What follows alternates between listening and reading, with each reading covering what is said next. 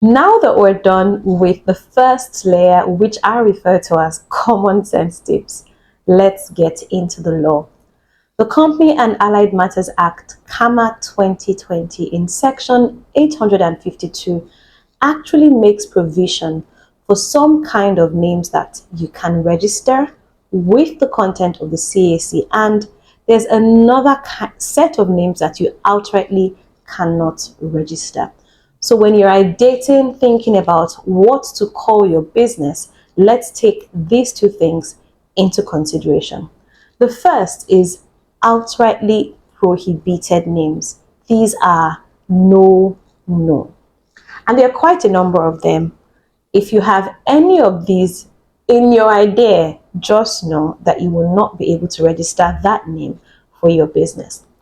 First off, if it's a name that is identical or similar to an already existing entity, it only makes sense that no two businesses owned by different sets of people would bear the same name.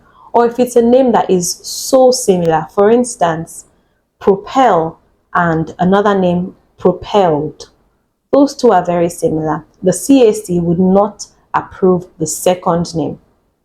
There's an exception to this. What you can do is, if that first company is already undergoing a dissolution process, that means the company is shutting down and has informed the CAC to say they're going to go out of business, and the company then gives its written consent to you, the new business owner, to use that similar or identical name, then the CAC might have a reconsideration and allow you use that name. Second thing you must take note of, any name that has the word Chamber of Commerce, it's not going to fly. It's not going to fly. It will not be registered. So take note of that and ensure that you don't include it in the name of whatever company or business you want to set up. Another exception, as you would have noticed with law, we have a lot of general principles, and we have an exception where you can still get away with it, where T's and C's apply.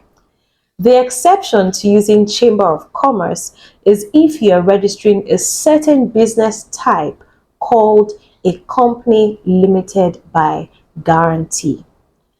This means if the business type you're registering is a company limited by guarantee, then you can use Chamber of Commerce as part of the name for your business.